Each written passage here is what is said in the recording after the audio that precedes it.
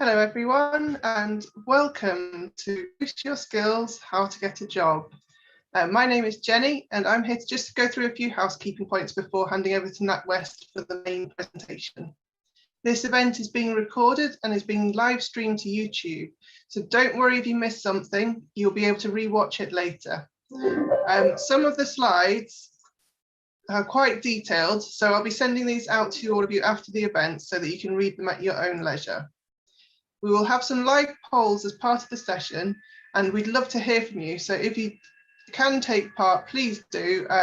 Don't worry, no one else can see how you're voting. They're completely anonymous. So it's just a fun sort of interactive exercise. So I'm very excited to welcome from NatWest, Kirsten, Alex and Cameron, who will speak for about 45 minutes and then we will have a Q&A session at the end. If you do have any questions during the presentation, just pop them into the Q&A or chat section and we'll try to get through as many of the questions as possible at the end. And I'd just like to say thank you at this point to NatWest and to Kirsten, Alex and Cameron to working with us to provide this content support for you free of charge. So without any further ado, I'll hand over to Kirsten, who will be speaking to you today. Over to you, Kirsten.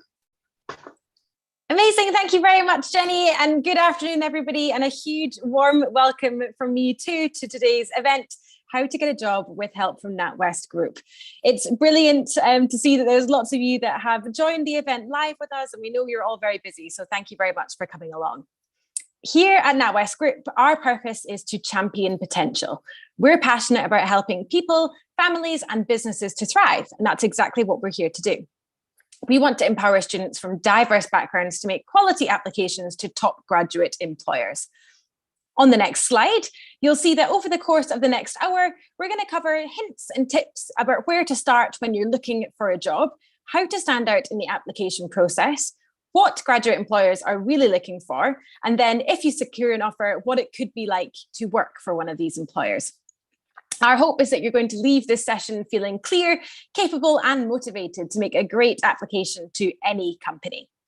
Now, I always think it must be a little bit nerve-wracking joining an event where there's lots of unfamiliar faces. So I want to start by saying that we are absolutely not assessing you in any way today, and we promise we're a really friendly bunch. So do engage with us and pop any questions into the Q&A as we go. And as Jenny mentioned, we'll come to them at the end in our Q&A. So if we go on to the next slide, let's introduce our team today so that you know who you're speaking to.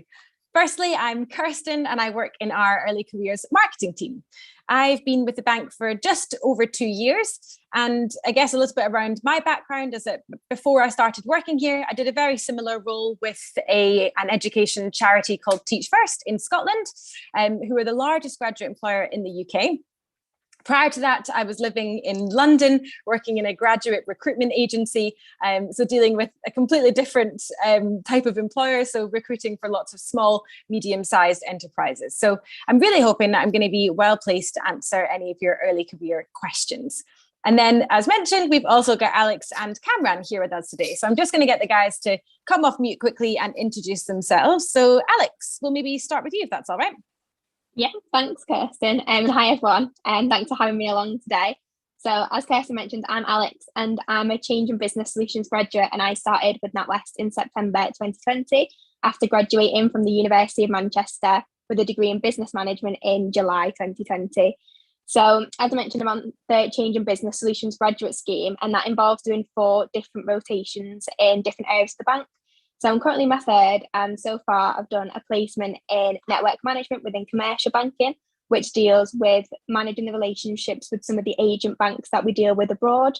I've also done a placement in manage my current account team within retail banking, specifically looking at some of the student and youth accounts. And my third placement that I've been in for a couple of weeks now is within financial crime and control within the wealth side of things. So looking at the governance process and how we can improve that. Some interests I have inside of work are getting involved with some of the many opportunities that you get with the graduate programme. So getting involved with some of the councils and basically just doing work with other graduates, which I think is really fun and useful to have that network. And then outside of work, I like watching the football, and I've got a season ticket for Everton, even though that's not as fun with all the injury problems that we've got at the minute. But I'll pass to Cameron now, if that's okay.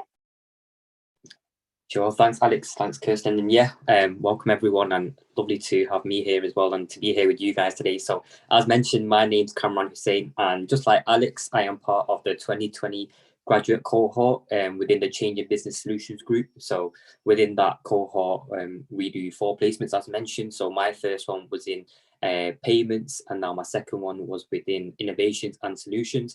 And my third one now that I'm in is going into the retail bank. So looking at how we can manage traffic for customers that come onto our websites. But prior to all that, my university, I went to University of Manchester. So I'm a Mancunian at heart. I've lived here all of my life, pretty much done all of my studying and my work here as well. So I went to the University of Manchester. I studied law with criminology. I then practiced law for about a year or so, and then I realized that it wasn't for me. So I took some time out and tried to decide what it was that I wanted to do. And then in 2017, 2018, I decided to go back to university just to do a top up on my master's degree, which I did in international business management. Great place, great thing to do, because I ended up getting myself a role here and obviously applying elsewhere as well, which, you know, I will talk through later on about that process. My role, like I said, is very analytical, it's very fast-paced, it's very collaborative, all of things that I really enjoy. You know, the busier I feel, the better I feel in terms of the work that I'm doing.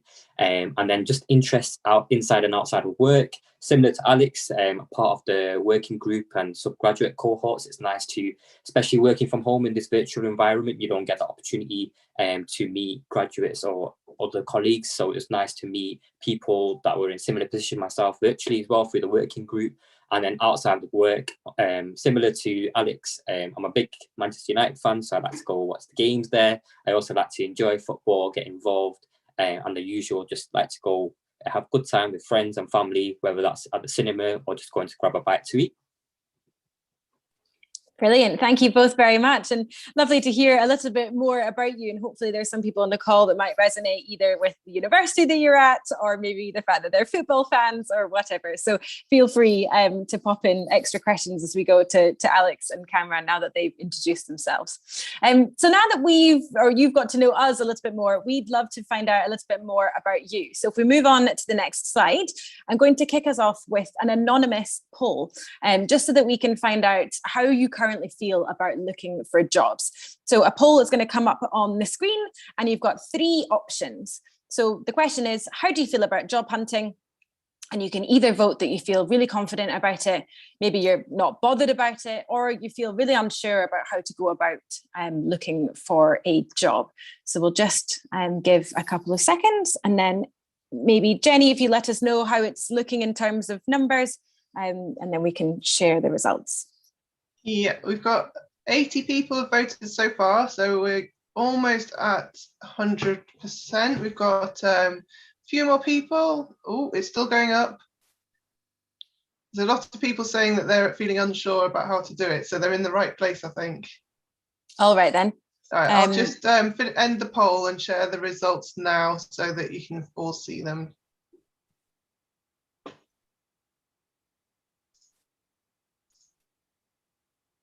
There we go. Okay, thank you very much, Jenny. So we've got a couple of people, 13% have said that they're feeling really confident about it, which is really brilliant. So hopefully, again, feel free to share any other tips that you might have into the chat box. Majority of people, though, 81% saying that they feel unsure about how to do it. So hopefully then, we're going to share some practical tips today, and that you'll find the session really beneficial. So thank you very much, everybody, for voting on that. Brilliant. So if we move on to the next slide, and this gives you a little bit of food for thought for what you should consider before applying to a company or to a job. This is what we'd recommend that you think through, and that you do your research to make sure that it's a good fit on both sides. Remember that applying for a job is definitely a two-way process, and you need to make sure that you're going to enjoy working there. So just running through these kind of one by one. So if you consider, what exactly does the company do?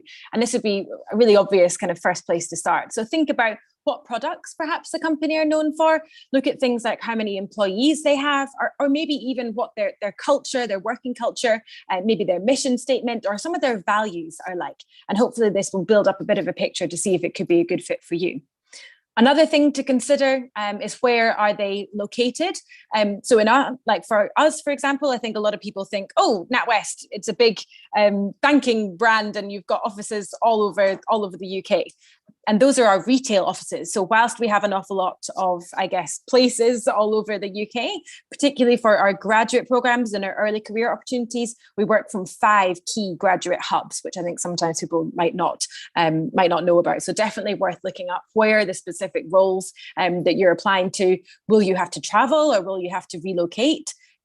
Again, some people might, if you're based in Glasgow, for example, for NatWest Group, people think, oh, that's not going to work for me to come through to the headquarters in Edinburgh, but we're located really close to the A9. So just have a look and see, would it actually be feasible to travel in?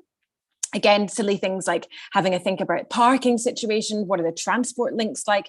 Would it actually feel right for you to be working in that company?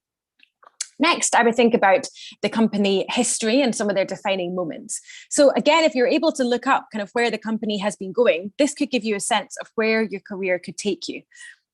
Why don't you just Google the company as well, and you could check the news results so that you can come up with some, it'll show headlines and news stories about that company, which are a brilliant way to try and find out what the public are saying about the company. Another thing that I would always say is really brilliant in the early career space is to check out if companies have won any awards. You'll hopefully be able to see what really matters to a company and the types of things that they are going above and beyond for, to see if they're really putting, I guess, their money where their mouth is. So definitely a brilliant way to check out what that company is all about. Another thing too is that by kind of Googling the company and checking out those news stories, you hopefully will be able to see some of the key challenges that company faced or have faced or that they could be facing in the future. Next is to think about the customers. So who are their customer base? Can you resonate with them? Who are they trying to tap into? How are they tapping into that customer base? Do you have any knowledge in that customer base? What could you bring to that company? And what is the company's goal for its customers? Again, that all helps to get into a bit of a kind of employee mindset, which does definitely help with the application process. Finally, one definitely not to overlook is the competition. So find out perhaps how that company is doing in comparison to other really similar companies. And again, looking at some of the competitors in the same sector might even lead you to other opportunities. So a little story here is that when I was looking for my very first job out of university, I went to a recruitment agency and they told me about a really cool Airbnb management company. And I thought, oh, that sounds really interesting. But they had filled all of their roles for that company. So I went online, I looked it up and I found various different competitors, applied to a competitor and then got a job with them. So again, it definitely is right to try and figure out the type of industry that maybe you're interested in and then just apply it to all of the competitors, I would say. Right, if we move on to the next slide, this covers where you might begin to find some of this information and good sources to tap into to access it. I'm not going to spend too long on this slide because some of it is self-explanatory, but I would say that broadly speaking, you want to find out what employees are saying about a company, perhaps through Glassdoor. You also want to find out probably what the news are saying about that company and maybe what the public opinion of the company is. And then you actually want to try and meet the company in person if you can, or talk to somebody virtually who's actually working there to, again, form your own opinion of that company and see if it could be a good fit for you. On the next slide, this slide addresses a question that we often get asked in our role, which is what type of work experience will help? Now, strictly speaking, for our programs, you don't actually need to have any work experience to apply, and we'll cover more on that later. But here are some ideas and activities that I'd encourage you to use to your advantage and to get involved in. The first one that I would say that could be really helpful are insight programs or even insight days or insight weeks. Even if you don't necessarily get onto an official structured program, many companies do offer just one-day insight days or one-day events. So definitely make sure to follow them on social media, etc., or follow them on LinkedIn to hear about some of these events before they fill up. Normally, I would say an insight day or an insight week will help you give you a feel for the organization, which in turn helps to tailor your application and make you an even stronger candidate. University societies is the next place that I would point you to get some experience. these are a brilliant way to be involved in extracurricular responsibilities and projects. And I think sometimes people often look this because it can feel pretty commonplace, I guess, perhaps be part of university society, but it's a really brilliant way to kind of gain exposure.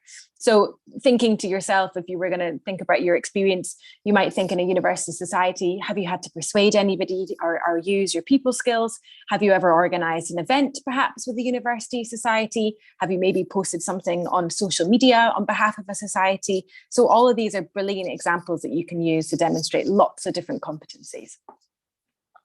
The next one is a little bit more obvious, and this one is a part-time job. So again, I've mentioned it before, you don't actually need to have any financial experience to apply to us, but a part-time job in, say, retail or hospitality or something, I guess, virtually in the recent climate is still a brilliant example to demonstrate perhaps time management skills or client communications, or just, I guess, enthusiasm and showing that you're doing something alongside your studies, say. The next one I'd point you towards is university projects. Now, so many people, when they're thinking about their experience to use in interviews and applications, they often look past their university experience as a whole, and they try to get maybe examples to interview questions from outside of university. But absolutely don't forget what a huge achievement it is to be at university in the first place. And there's lots of examples that you can pull out from your day-to-day university experience. So whether it be, for example, working on a group project at university, where maybe we've all been in that situation, maybe you had a tricky peer who maybe wasn't pulling their weight, who's not showing up to any of the group tasks. That is a brilliant example to pull out some competencies. Or maybe you had to move country to start university.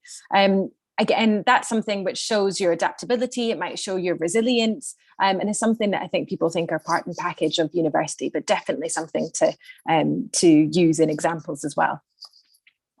The final thing just to point you towards are CV clinics. So I would say more widely, universities and university career services do run all sorts of events for their students to kind of help with employability skills. So they might be running a CV clinic, or they might maybe invite an employer to do a workshop on campus or virtually. Maybe they'll do a mock assessment centre with people. And I would say, although this is perhaps not direct work experience, it's still brilliant general experience to shape somebody to be ready for the later stages of a graduate recruitment process. And again, something that I think once you've left university, you realise what a brilliant resource it is to have those career services there and the events that they put on, but maybe just want to keep an eye out for on that. Brilliant. On the next slide then, this gives you an overview of what early career opportunities we offer students at university. So whilst this information on the screen is specific to NatWest Group, you'll find that many other graduate employers have similar opportunities with similar names. So to briefly share a little bit more information, we have graduate, intern and Insight Week programs, which will offer you structured and supported learning. For us specifically, there's 17 different pathways that you can choose from, and they give you a chance to join the part of the business that suits you best. So our grad and intern programs are for final year and penultimate year students respectively. We're open for applications for them right now, and we have been for about 4 weeks. So we'd encourage you to listen for tips and apply as soon as you can if that's something that you're interested in. And our Insight Weeks, and I know there was a question coming through in the Q&A box. So these are normally for students in their first year of study on a 3-year course, or their second year of study on a 4-year course. For us particularly, we'll open for applications in the new year. But normally, yeah, they're a week, and it's to give you a chance to find out a little bit more about what it could be like working at a specific company. So I'd say definitely worth trying to kind of get ahead early with any applications, and definitely earmarking a couple of different dates in your diary of when to start looking out for jobs. So I would say for graduate and intern applications, and for that kind of season of when you should be keeping an eye out and making applications, I'd say that normally falls between September to October each academic year. And then in terms of other kind of top-up activities or different experiences, have a look in January to March. So that's typically when companies might start advertising some of those insight weeks, or they might be coming onto campus for a couple more events or workshops, etc. So just some dates for your diary there that are quite helpful. On the next slide, I think once you've decided who to apply for and what type of opportunity you'd like to go for, it is time to start the application process. So I'm going to pause now so that we can find out a little bit more again about our audience. You'll see at the moment there's a poll on the screen about some of the parts of an application that might worry you, or perhaps that you think that you might find the most daunting. So don't worry if you don't recognize these terms, we'll go through them in more detail. But on the screen at the moment, you'll see the question, what parts of an application process are most daunting to you? And there's 4 options and a choice to choose one. So either the situational judgment test, a psychometric test, a video interview, or the assessment center. So I'll pause for a second to let people vote, and I'll come to you, Jenny, to see how we're doing on numbers. So 80 people have voted so far. It looks like the video interview is in the lead at the moment. It's still going up a little bit.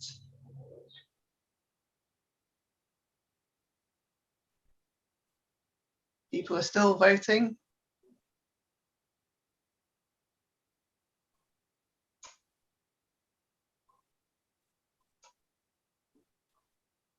Okay, I'll end the poll and share the results now.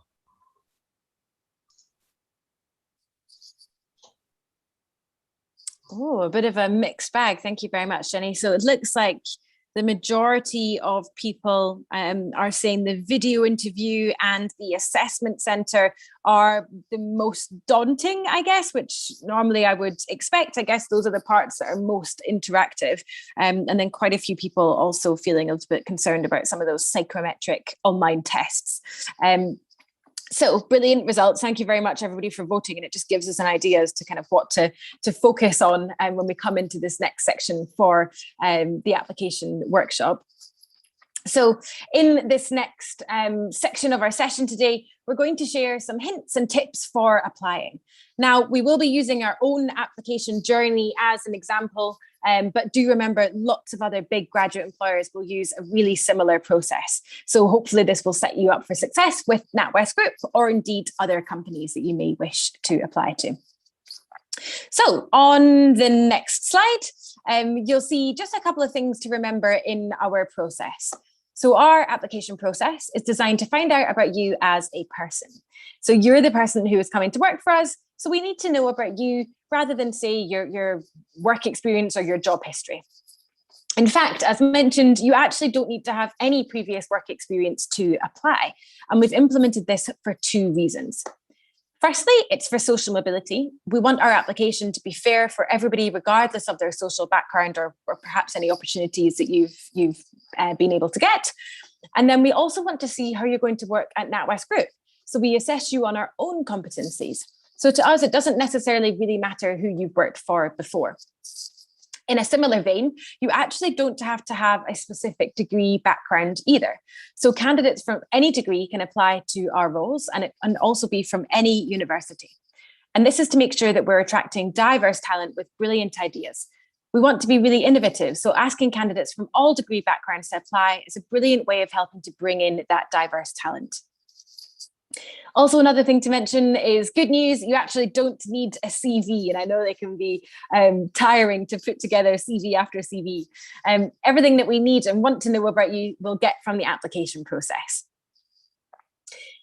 But I think one thing just to be aware of is that most of our programs do require you to have a 2-1 or international equivalent, or at least be on track for a 2-1 at university.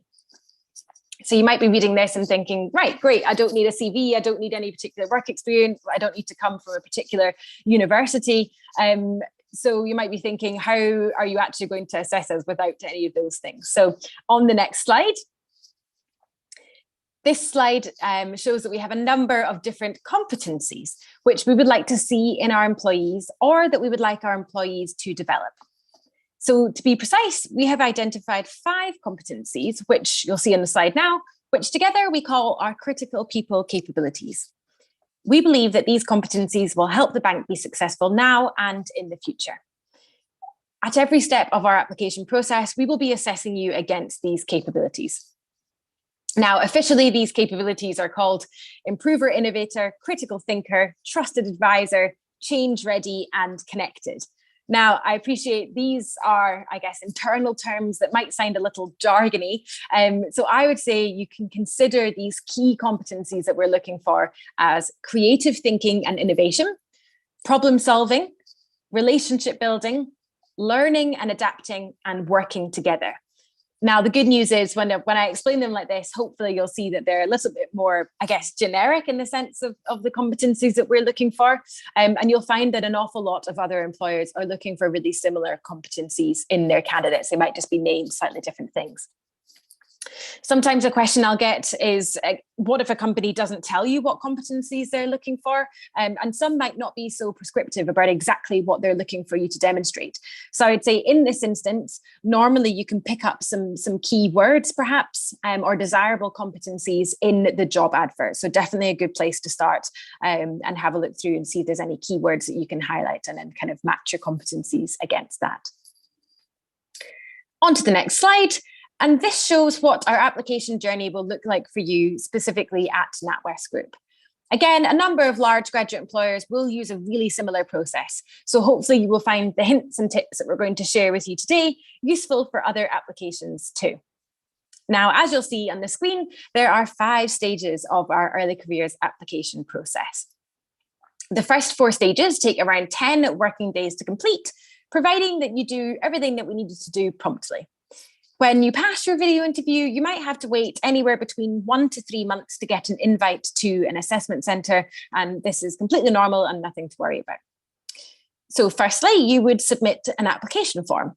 Now, our application form just asks for some basic details such as your address, your degree, gender, contact details, etc. I'd say my top tip for this stage is just to make sure that it's all correct and that you double check that your contact details are correct as well, as this is how we'll contact you throughout the process to let you know of any updates. Once you have completed that form, you click submit, and this is where your application journey begins. Now, what I'm going to do at this stage is I'm going to ask our graduates to come in and share their experience of the next stages of the application. So these two, as we've heard already from the introduction, were in your shoes not long ago, and they brilliantly made it through the process. So I think it'd be really valuable to hear their experience in their own words. So Alex, I'll pause for breath. Would you be able to talk us through the situational judgment test, a little bit around what it involves and perhaps your one top tip to getting through the situational judgment test? Yeah, so the situational judgment test will try to understand how you'd react in certain situations and what you'll be like in work. So you won't have a time limit to do this, but I think it's key just to not overthink your answers. So my top tip for completing this would be try to understand the company's values. So you can do this by just going on the company's website and trying to put yourself in an employee's shoes of what they do. But at the same time, do try to answer honestly, because it still is a two-way process and you want to make sure that you're the right fit for the company as much as the company is the right fit for you as well. I'll just pass to Cameron now to go through that online test. Yeah, sure. So as mentioned by Kirsten, we have a number of numerical tests that we obviously have to sit as part of the process to understand just basic numbers-based problem solving, as well as verbal reasoning, and also just to check our comprehension and logical reasoning skills. These are really sort of simple and straightforward tests, and they also are timed. But my top tip would be that practice, of course, makes perfect. So we use a service provider called Talent Queue for our graduate tests online. And when I was doing mine, I remember I bought some online subscriptions for practice papers that were similar to Talent Queue. So what I would recommend is definitely to go out there and buy yourself a subscription where you can practice many tests before you go ahead and do that. But also a really simple one is you might know some people that have already got into graduate schemes, or they might have already got into a role that has required a test or anything like that to be done. So another thing that I did that was very key for me was just to go to those people and ask them to, kind of like tutor me and go through the questions that I was really getting difficult, like really struggling with. And that helped me because it was like a one-to-one session as well, a lot of in-depth understanding as to how to get through them as well. There's also a lot of resources online through career service at university and colleges that you guys might be at. So I would definitely say to reach out to them, but definitely practice makes perfect. So any sort of practice paper you can get online, I would definitely say to do them. Yeah. Brilliant. No, not at all. Thank you both. Some really fantastic tips there, kind of practically of how you made it through the process. Definitely practice makes perfect, and trying to get into that mindset of a NatWest Group employee or employee working at any company to help with those situational judgment tests, which can be kind of tricky ones. Brilliant. We're going to come on next to the video assessment.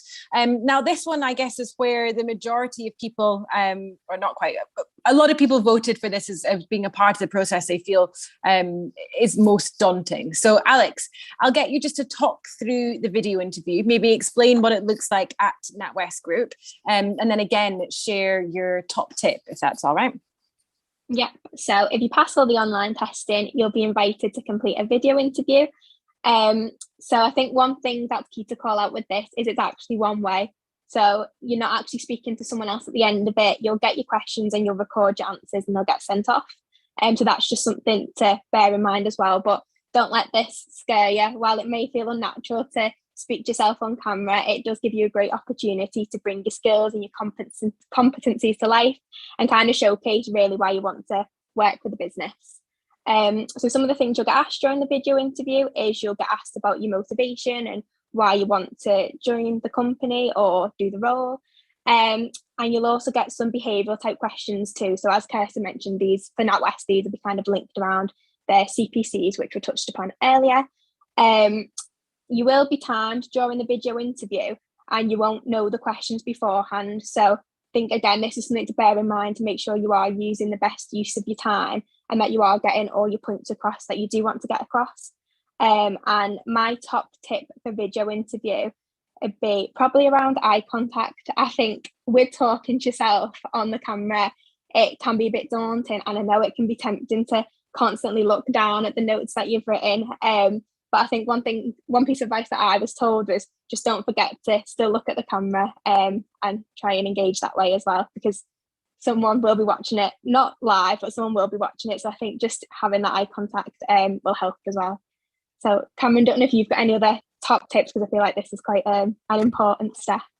Yeah, definitely. I think the eye contact one is definitely important because sometimes you lose way of where your webcam is. You might start looking around your screen and things like that. So you don't know what's actually going on. So yeah, definitely keep an eye contact is very important. And also I'd say with the time as well, you have to be careful of how many words and how you actually articulate your answers as well. So what I would say is practice once again makes perfect. Repeat and speak your answers back to yourself before you actually do the video interview, because then that way you can ensure whether or not you're sticking within the 30-second time frame or anything like that, because you'd be surprised that once you start speaking you can go overboard as well. So practicing your responses and your answers will help you to keep within that time. Thanks, Kirsten. Fab. Thank you both very much. Yeah, some brilliant tips there. And I think a very key one about eye contact, it can just feel a little bit unnatural. So definitely do practice that before. I think even something that I've heard from other graduates as well, which I don't know if it sounds silly or not, but is having a picture of maybe a family member or a friend by your camera, so you feel that you're talking to them, and it maybe helps to calm the nerves as well. So I don't know if that would work for me, but definitely one to try anyway, if you feel that would maybe kind of feel like a more familiar conversation. So a couple of things there to kind of get you started with that video interview. After the video interview is the assessment centre. So I'm going to get Cameron just to talk through the assessment centre, a little bit around what's involved, and then I'll get both Cameron and Alex to share their top tips for the assessment centre too. So Cameron, over to you. Sure. Cheers, Kirsten. Yeah. So next up is the assessment centre stage then. So hopefully having passed the video interview stage, the assessment centre comes. So this year, as with most organisations, I'm assuming, well, ourselves anyway, we're running our assessment centres virtually, and we've worked hard to ensure that we can deliver the best possible experience to give everyone a fair chance to show us their capabilities. So now a question you might be asking is, what will the virtual assessment centre actually involve?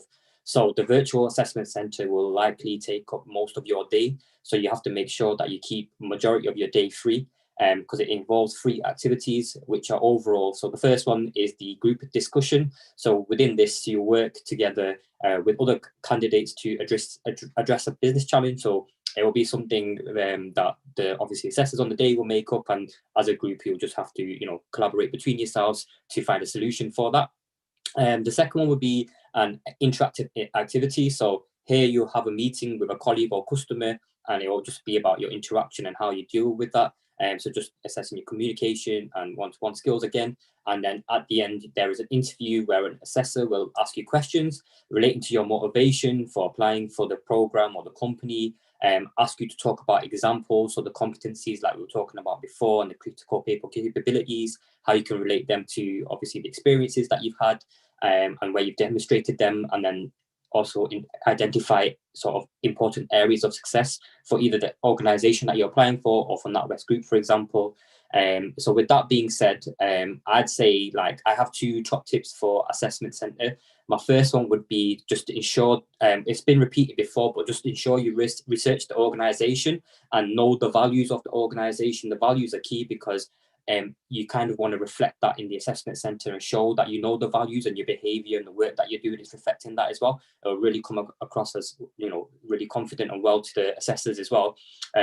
Make sure you use the STAR technique as well when you're doing your competencies. So, you know, you have your situation, which is the situation that you're using for your competency, the task. So what you did, the key for STAR is what you did, not what we did as a group. So always use I and you and personal pronouns rather than we. The action that you did specifically, so was that a report? Was that a presentation that you delivered? Did you go and speak to stakeholders, anything like that? And then what was the result as a result of what you did specifically within that goal? And then sometimes, if you want to, you can also reflect on what would you do better next time.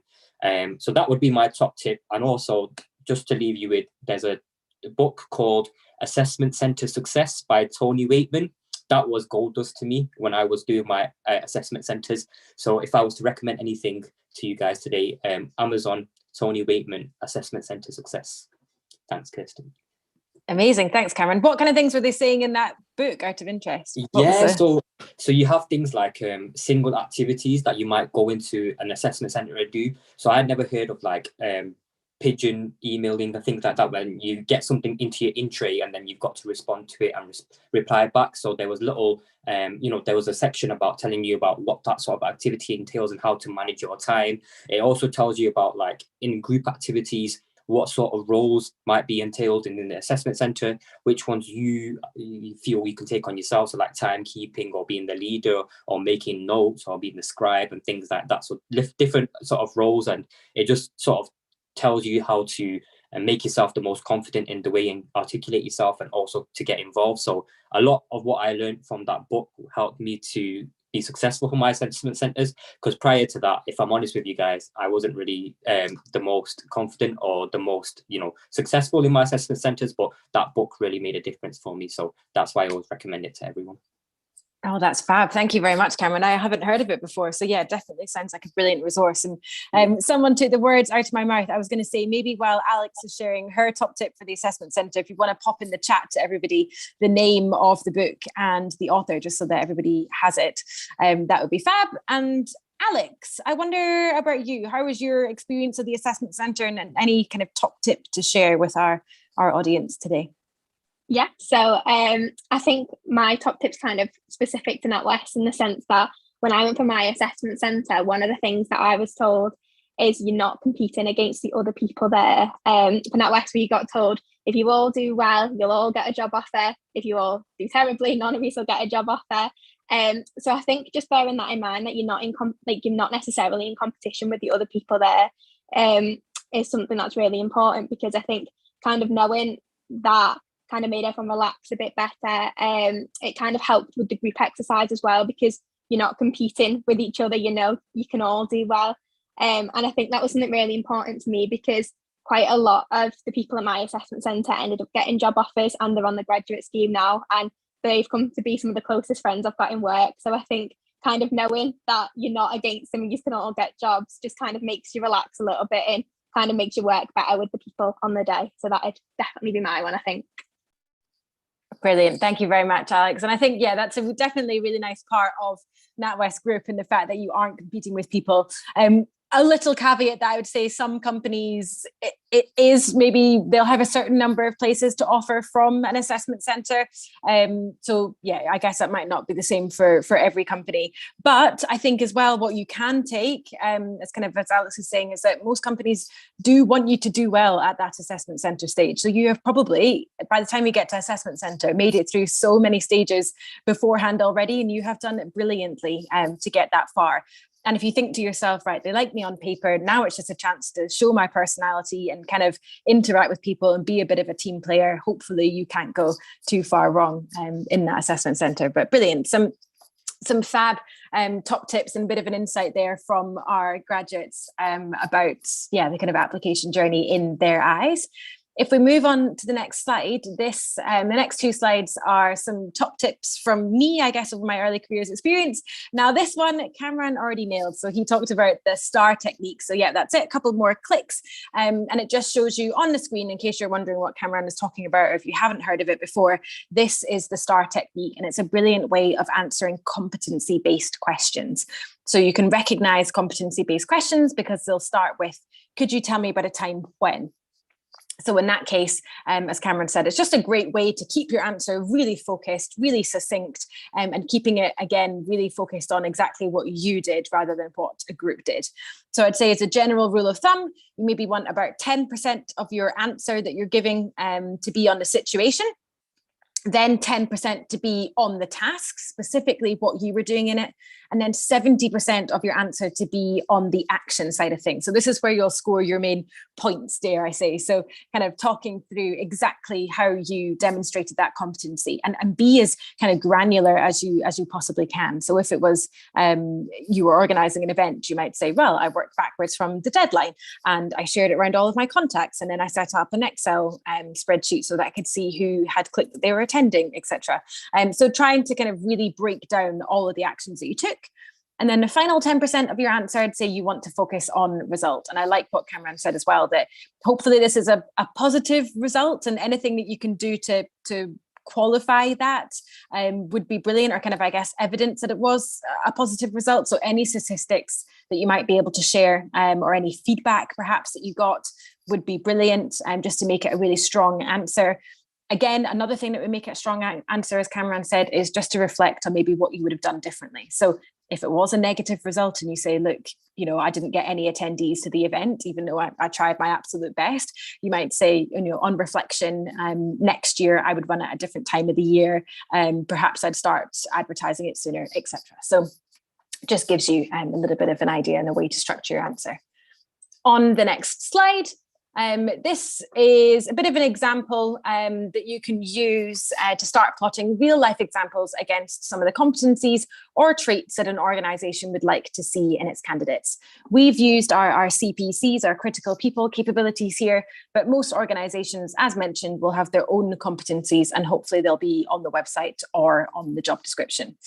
So for example, you might maybe have a part-time job where you made an improvement to a process, or change the way that something has always been done for the better, which would be a really brilliant fit for our improver innovator competency. Or perhaps you've also had to deal with a difficult customer at work, which will show us some of the traits associated with trusted advisor. So it's just a nice table. If you're a visual kind of learner like I am, it's something that you can take into an interview, and then you can pull out different scenarios quite quickly from that table. Right. Conscious we are coming up to about 15 minutes left on the event. So I've got a couple of questions that I wanted to ask our graduates to kind of put them on the spotlight a little bit. So do think of questions and pop them into the Q&A that you might have for some of our grads. But I'm going to just start by asking a question first of all. So I guess, Alex, I'll start with you. So you've made it through the process, you've got onto a graduate program, and I guess just to get a little bit more insight into what it actually might be like on one of these graduate programs, could you describe a day in your life, or sometimes that's hard to do, so maybe even a week in your life on your current graduate program? Yeah, so I think I'm going to start off with very cliche by saying every week is completely different, I think, which is quite good with the graduate program because there is so much variety. But if I did have to try and like define it, I'd say most of the time is spent within placement. But then what I do day to day in placement is probably completely different to what Cameron does, completely different to what another grad does. But some of the activities that I've done in placement has involved like liaising with stakeholders, gathering and analysing data, some presentations, so things like that. But as I say, all the placements are completely different, but that's some typical activities. And then throughout the week as well, also get the chance to take part in some flexible learning options. So to the councils, we have graduate councils and we have working groups as well, which you can join and get involved in projects with other graduates. So typically in a week, I'll do some work towards them. Throughout the past year that I've been on the programme, there's been other things that I've done as well, such as participate in hackathons, and they've been on. And there's also a chance to get to work with an entrepreneur for 8 weeks as well. So if you'd asked me this question last month, my typical week would involve doing some work with one of the entrepreneurs that NatWest supports as well. So yeah, every week is completely different, but so much variety in the different things that you can get involved with. Fab, thank you, Alex. And I know it's a tricky question in some ways. There's no right answer, is there? It is difficult probably to say what a day in a life looks like or what a week in the life looks like, but it is definitely a very kind of frequently asked question that we do get. Cameron, I had another question up my sleeve for you, which was around learning and development opportunities. And then we had a brilliant question through from Emily on the chat, which was about how you felt having to do another 2 years of training. So maybe, yeah, Cameron, if we just want to talk us through some of the kind of development opportunities that you have over the course of the graduate program and maybe how you felt about that. Yeah, sure. So I'll just start off with the learning and development opportunities first. So just to caveat from the beginning, like once again, as Kirsten mentioned, this might be different to other organizations, but a lot of organizations do follow sort of like a similar path anyway. So here at NatWest Group, the learning and development opportunities that we have firstly are like flexible and mandatory. So the flexible learning options include, as Alex mentioned just before, grad councils, working groups, but then you also have like hackathons. And one thing that Alex did, which was really great, I didn't go on it myself, but it was like a CPC partnership program, which, you know, obviously is something that's been created by Alex and the team for graduates. She delivered that herself alongside other graduates, and that was something that she went out of her way to do, which I thought was a really good, like amazing opportunity to do. And it just comes to show that there is so much sort of opportunity to do these different learning and development opportunities. It's kind of like you create and personalize your own learning and training according to what you want. So that's also with the sort of, we have these training modules that we do through a program called Workday. Like, I don't want to use a lot of jargon here, but like we have a lot of our training for modules, and we have these things called GPL, which are like training modules that we are all required to do in the bank in order to stay up to date with not only the standards of the financial services sector, but also with what our organization is doing itself. So there is also continuous learning and development opportunities as well. There's also opportunity to do a professional qualification within the program that you're doing. The cost of this is covered by the early careers team of the program that you choose to do. Training is always given every time you join a placement. And on Workday, it's packed with many, many development opportunities. And I feel like I'm always continuously learning. And one thing to also mention is at NatWest Group, we always get given like about 2 to 3 hours in our week to dedicate to PDP. So that's PDP stands for Personal Development Plan. And everyone always has like goals according to this, which you will sort out alongside your placement manager and your graduate coach. Once again, I'm using a lot of jargon here, but these are just basically calling your managers who you report to, who help you to get through the 2 years. Going back to the 2 years now that I remembered that bit, I would say that I don't feel like I am training. Well, I am training and learning, but it's to do with interest and something that I'm passionate about. So that comes to show then, what I want to say essentially with that is, when you are applying for your graduate programs, make sure that you have passion and that you are very, very interested in that company on that role. Because once you get into it, if you go into it just for the money, or if you go into it just because of the reputation of the brand or anything like that, you might not enjoy it. So what I would say is definitely figure out what your passions are, what your interests are, what your hobbies are, and then make sure that whatever you learn education-wise or outside of work, can align to the program that you're looking to apply to. For me, it was business, and I was very much, as you can tell, a very communicative person. I like to speak to people, have conversations. So for me, changing business solutions smart ticked all the boxes. So definitely take that into consideration as well. Fab. Thank you very much, Cameron. A brilliant answer there. And yeah, I like that it doesn't feel, I guess, like you are training all the time, even though probably you are, I guess, compared to other roles. So yeah, thank you for bringing that to life. I'm going to keep you in the spotlight, Cameron, and put another question to you, which we had from Kritika, hopefully I'm saying that right, which is around the situational judgment test, and it being a kind of, I guess, test of personality, and I guess any other tips that we might have to get through that. So I know that we heard from Alex on this, but we didn't ask you your opinion on it. So anything that you can think of, because it is difficult to prepare for that one if it does feel like a personality test. So how did you get through it, do you think? Sure, yeah. So with the situational judgment test, I literally just put myself into the shoes of, I know this was mentioned before, but it's literally like put yourself into the shoes of a NatWest Group employee. And how I found that out is by researching, essentially. I had to go onto the NatWest Group website, I had to look at NatWest LinkedIn, I had to look at NatWest Twitter, NatWest Instagram, like all of these various social media channels, as well as the official webpage channel. So look at the news as to what currently NatWest is doing as well. And then from that, you can get a feeling as to like the culture and the sort of way in how an employee at NatWest would, look at things.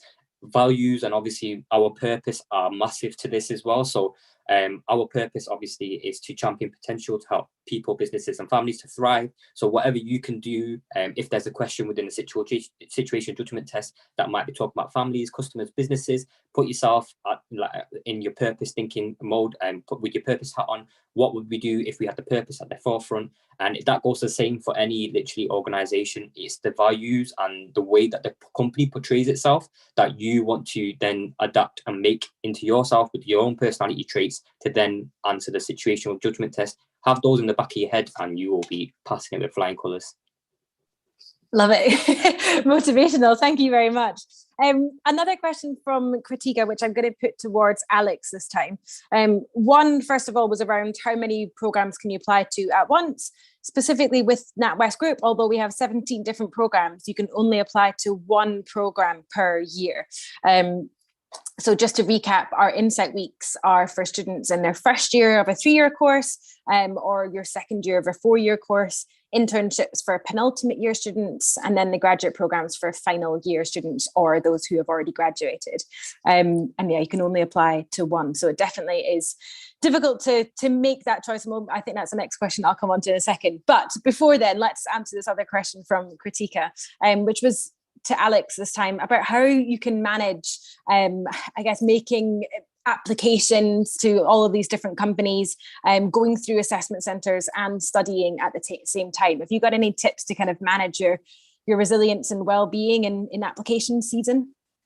Yeah, so I think for me, what was quite important was starting early. I think that kind of got me in the right mindset, because I think if you start early, you kind of, even if you do kind of get rejected, you're not successful with the application, you still know there's time to apply for other places. So I think for me, starting early was a key factor, so you weren't left like kind of scrambling around last minute.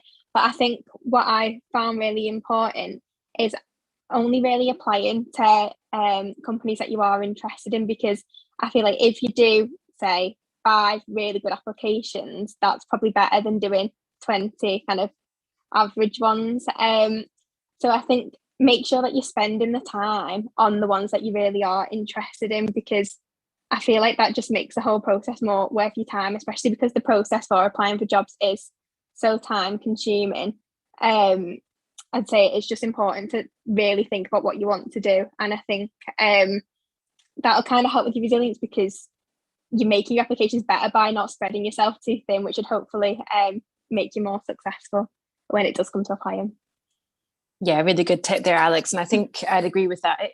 You can't apply to everything, but then you also don't want to use the Love Island phrase, have all your eggs in one basket, right? So you probably do need to apply to multiple companies or competitors at the same time. So I've heard of grads before that they kept an Excel sheet and they had 10 companies that they're applying for. And I think that the nature of the game, in a sense, is that you may well be rejected for some, and that's completely normal. So if they got rejected for a company, they'd take out the Excel and they would add another company in. So they were only ever managing, say, up to 10 applications in one go. So do whatever works for you, but I think try not to, as you say, overload yourself. And it's more about quality applications and really tailoring to a company rather than doing lots of general ones, if at all possible.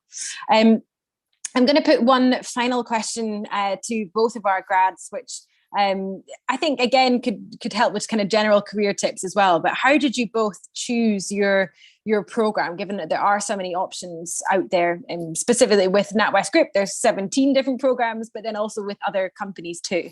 Cameron, I'll ask you first because we just heard from Alex. Yeah, sure.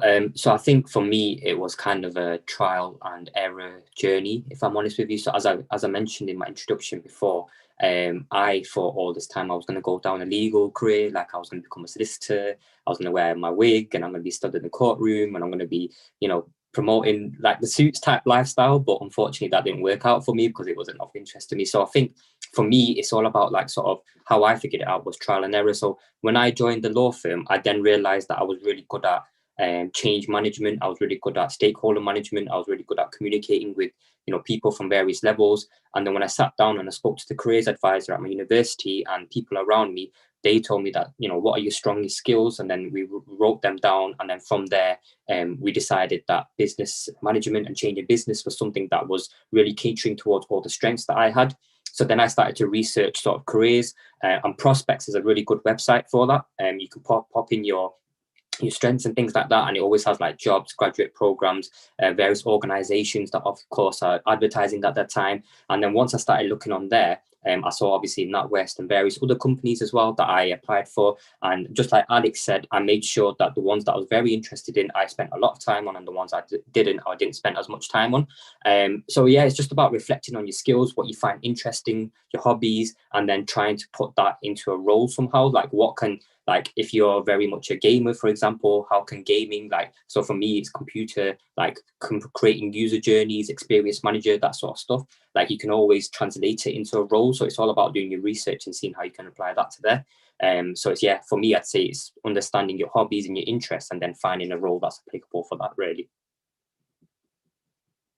Oh, trying to come off mute. Sorry. Thank you very much, Cameron. I think, again, yeah, really bringing to life your personal situation there and why you chose that specific route, but then also giving us some tips that hopefully other people can use as well in terms of picking out their early career options. And as you say, you have to go with your passions, right? And don't be afraid to make a career move. I guess for you, it happened a little bit earlier on in your career. You'd done 1 year in law, but I think you had that determination to think, oh, I'm not sure this is right for me. Let's change. So definitely good attitude to have.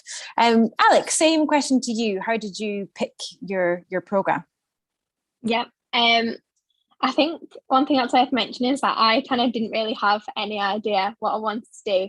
Like 3 years ago, I didn't even know what a change in business solutions graduate was. Because I think it's one of the things that you don't really hear about as much in uni. They kind of went on about consultancies and things like that. So I didn't really know that a change in business solutions graduate program existed. But I just looked online, really. I think I initially was looking at consultancy firms, but I didn't like the idea of all the travel. So I think change in business solutions worked for me because it kind of uses the same skills, but it is internal. You don't need to travel around, so it's a lot more suitable. So similar to what Cameron said, thinking about what skills you have, what skills you want to develop, and looking at roles that'll help you improve that. Also, again, looking at like locations, things like that. But so after seeing the job for change in business solutions, as I said, didn't really know it existed until I seen it advertised, literally just through searching. It was actually for internships on Google, and then ended up securing an internship, and through that decided that I wanted to come back as a graduate. So I think as well, like internships are a great way, and the Insight Weeks are a great way to kind of test whether it is something you'd like to do as a graduate job, because it kind of lets you dip your foot in the water and see whether it is something that you would be interested in. And it also helps you to secure a place should you want to come back as a graduate as well. Absolutely. Brilliant tip to end on there, Alex. Thank you very much. And yeah, wholeheartedly agree that if you can get onto anything early, like Insight Weeks or internships, and they are a brilliant way to test out if a company is right for you. And you can do multiple of them as well. So definitely a good one to think about. Well, that draws our Q&A to a close. So thank you very much for listening and for all of your questions. If we move forward 2 slides, we'll come on to, there we go, our last slide there. So if you want to keep this kind of development journey going and stay in touch with us, we've put a couple of different next steps on the screen at the moment. So if you do want to apply to work with us, we'd encourage you to check out our brochure or our website for more details on our programs and kind of entry requirements. We do recruit on a rolling basis, which means that we, once we have got enough applications in the pipeline, we will close for applications. So we don't have any specific deadlines on our programs, and we have started to already close some of our programs. So whilst not trying to scaremonger you, I would encourage you to apply as soon as you can, but take your time to pick the program that does feel right for you. Again, make sure to sign up to our talent pool and check out other similar development focused events that will be happening soon. We really hope that you're leaving today feeling more confident to kickstart your job search. We've shared our tips on how to do your research into a company, what experience might help you to get a job, and what we and other companies are looking for you to show in the process. You've also heard from 2 of our amazing grads who shared their personal experience and their reflections with you. So I hope that out of all of that, there's something that you can take away that will help you with your own application journey. Thank you very much, everybody, for joining, and we wish you all the best.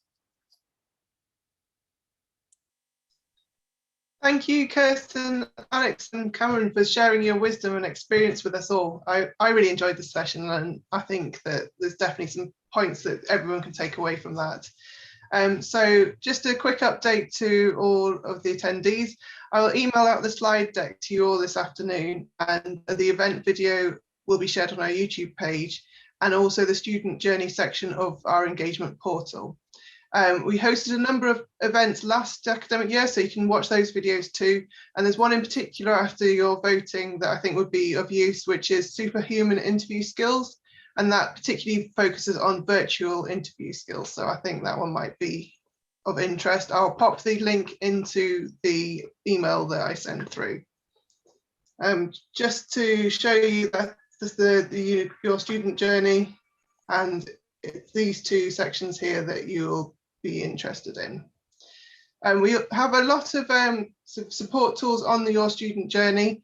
We also have an employability section on the drop-down menu, which NatWest have contributed to as well. And as you can see where to click on that. And we have 2 live events coming up in November, which focus on wellness. We have some really great speakers lined up for you, and we'd love to see you there. Our upcoming events are listed in the events section on the student journey menu, but if you'd also like to hear more about upcoming events, then you can subscribe to our mailing list on Eventbrite. Once this event's ended, a quick survey will pop up. So if you have a minute to review the session, we would really appreciate your input. But we have more events coming up and would like to make sure that they're the best they can be and really help you with what you need support with. And just again, thank you everyone for a great session, and I hope to see some of you at our events in the future.